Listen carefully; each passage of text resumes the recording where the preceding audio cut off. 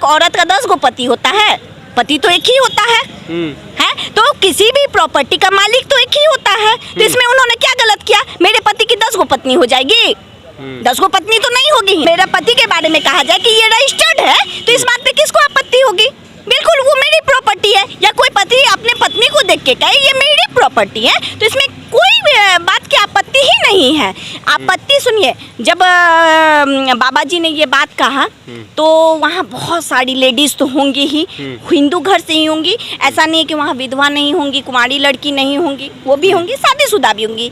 वहाँ बहुत पढ़े लिखे लोग भी होंगे। बाबा जी के जब आप दरबार में जाइएगा ना तो बहुत पढ़े पढ़े भी लोग होंगे। लेकिन वहाँ किसी महिला को बाबा जी के इस बयान पे कोई आपत्ति नहीं होता तो वो वहाँ पे रोकती, नहीं तो उससे निकलने के बाद भी बोलती। लेकिन कुछ एक विशेष वर्ग के लोग हैं जिनको फेमस होने का इतना भूत सवार है ना कि हिंदू धर्म, हिंदू रिचुअल्स के खिलाफ बोलो।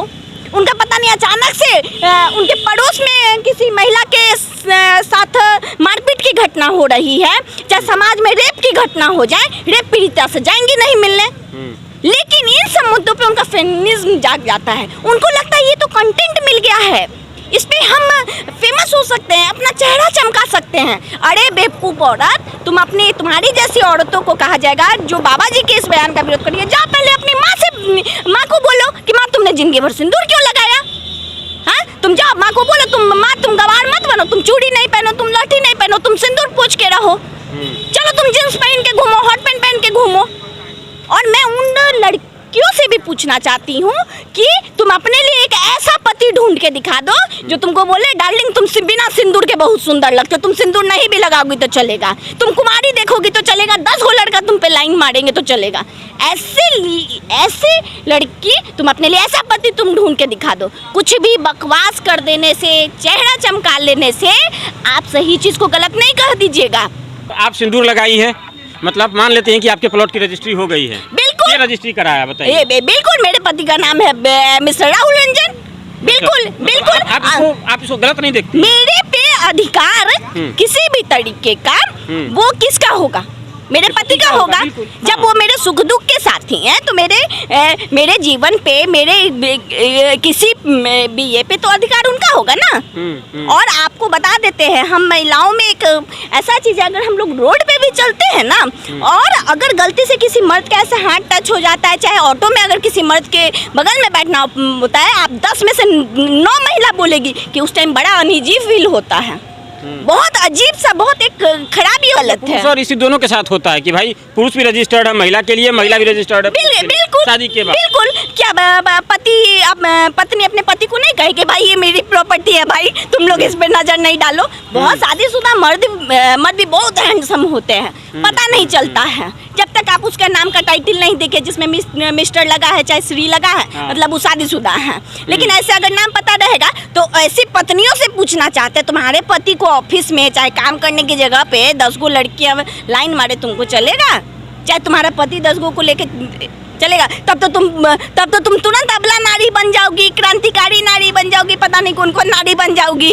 हाँ, कि भाई मेरा पति लाइन मार रहा है, चाहे वो औरत को जो उनकी कलीग है उसके साथ अगर हंस बोल रही है तुम उसको तुरंत पता नहीं कर लो, उल्टा संस्कार। एक बार फिर धीरेन्द्र शास्त्री बयान की वजह से चर्चा में है और इस बार जो उनका बयान है उसका एक क्लिप वायरल हो रहा है जिसमें वो कह रहे हैं कि अगर कोई महिला मंगलसूत्र लटकाए दिख जाती है, मांग भरा हुआ है सिंदूर से, तो समझ लो कि प्लॉट की रजिस्ट्री हो चुकी है। हमारे साथ इस बयान को कई लोग कई तरह से जोड़ रहे हैं। हमारे साथ रजनी जी हैं, रजनी जी से पूछते हैं कि एक महिला है, इस बयान को कैसे देखती है? क्या महिलाओं का अपमान हुआ है इस पर, कैसे कहिए? बिल्कुल नहीं। अपमान तो तब होता ना जब वो ये बोलते कि शादीशुदा औरत को सिंदूर लगाने की जरूरत नहीं है, अपने रिचुअल्स बिछुआ पहनने की जरूरत नहीं है, मंगलसूत्र पहने। अपमान तो तब होता जब हमारी शादी हमारे माता पिता हमारे हिंदू संस्कृति के अनुसार करते हैं, जिसमें सिंदूरदान होता है, मंगलसूत्र देने का होता है, डोलना पहनाने का रस्म होता है। तब इस बात पे क्या आपत्ति है? किसको आपत्ति है और किस लिए आपत्ति है? कुछ लोग बयान दे रहे हैं, कह रहे हैं कि भाई बिल्कुल गलत है, महिला की प्लॉट रजिस्ट्री कैसे हो जाएगी और मंगलसूत्र पहने ना पहने महिला जाने, उनको क्या मतलब है? अच्छा एक बात बताइए, मॉडर्न में महिला को लोग हॉट बोल देता है तब खराब नहीं लगता है, सेक्सी बोल देता है खराब नहीं लगता है, उनको लोग रोड पे कुछ लोग तो माल टोंट कस देते हैं, हाँ, तो तब खराब नहीं लगता है, आइटम बोल देता है तो खराब नहीं लगता है, नेता बोले हैं आइटम तो खराब नहीं लगता है। बाबा प्लॉट कह दिए तो बड़ा विरोध हो रहा है कि बाबा कोई शब्द नहीं यूज करना चाहिए। नहीं, ये कुछ महिला जिनको बड़ा फेमस होने का है, बोले तो ये वो महिला है जिनके घर के बगल में किसी महिला के साथ घरेलू हिंसा होगा, चाहे रेप होगा, चाहे किसी भी तरह का वारदात होगा, उनसे वो मिलने तक नहीं जाएंगी, उनको 5 रुपया का मदद नहीं करेंगे। लेकिन इस तरह का टॉपिक आता है तो इनका फेमिनिज्म जाग जाता है। इनको लगता है अरे चलो मौका मिल गया, अब तो हम हाँ क्रांतिकारी बन जाना है, औरतों का मसीहा बन जाना है। अरे बेवकूफ औरत, जाओ मसीहापन बनाना है ना, तो जाके आजकल पढ़ने लिखने का मतलब क्या हो गया पता है? 4 लाइन अंग्रेजी बोलिए, आपको वेस्टर्न ड्रेस पहनने आना चाहिए, उसके बाद आप मॉडर्न बन गई। लेकिन नहीं, ऐसा नहीं होता है। हमको एक बात बताइए, क्या कभी बाबा जिस देश में हमारे यहाँ हिंदू में भोलानाथ को उनके भक्त जो है बौरहवा करते हैं, मतलब पागल कहते हैं, भगवान को पागल भक्त कहता है ना, लोग खराब भगवान खराब नहीं मानते हैं, है ना, लोग गाना गाते हैं बौरहवा कहते हैं, खराब नहीं मानते हैं। बाबा जब अपने भक्तों को पागल कहते हैं तब भक्त को खराब नहीं लगता है, कुछ लोगों को चूल मचता है। वो उन्हीं को मचता है जो धीरेन्द्र शास्त्री के आने का विरोध कर रहे थे। कुछ लोग तो सेना बना के पैरेडो कर रहे थे कि बाबा को आने नहीं देंगे, बाबा आए भी और झंडा गाड़ के यहाँ से गए भी, कुल मिला के ये हुआ। अब फिर वही लोग विरोध कर रहे हैं फिर से धीरेन्द्र शास्त्री का कि उन्होंने ऐसा कैसे कह दिया। क्या कुछ मामला है, कुछ फेमस उमस होने का मामला है? बस ये फेमस होने का, देखिए ये सब पब्लिसिटी स्टंट है। 2 लोग 4 लोग कह देते हैं, रोड पे चलिए हाथी चलता है मदमस्त, कुत्ता भौंकता है तो हाथी रुक जाता है। है बाबा जी का ऐसे ही सारे लोग पागल हैं, पूरा देश पागल है। अरे कहने वाले तो पूजा पाठ को भी अंधविश्वास कर देते हैं। अब वही लोग मॉडर्निटी के नाम पे अपने माँ बाप को वृद्धाश्रम छोड़ के आते हैं, शादी से पहले प्रेग्नेंट होके बच्चे को रोड पे फेंक के आते हैं, वो लोग मॉडर्न कहलाते हैं। लेकिन आप अपनी रिचुअल और अपनी संस्कृति को मानिए तो आप बड़ा गवार हो गए। भैया हम गवार ठीक है, यही गवार लेडीज लोग जो रिचुअल्स फॉलो करती है, आज चंद्रयान 3 को सक्सेस की, चंद्रयान को सक्सेस की ना, उसमें महिलाओं का योगदान है। है तो है देश में महिला पहलवान है जो गोल्ड मेडल लाती हैं। तो आगे बढ़ने वाले ये लोग मॉडर्निटी का मतलब ही नहीं समझते। ये लोग समझते हैं हमारे रिचुअल, हमारे संस्कृति, हिंदू धर्म को टारगेट करो। कोई बाबा कुछ बोल दिया तो बाबा पागल है।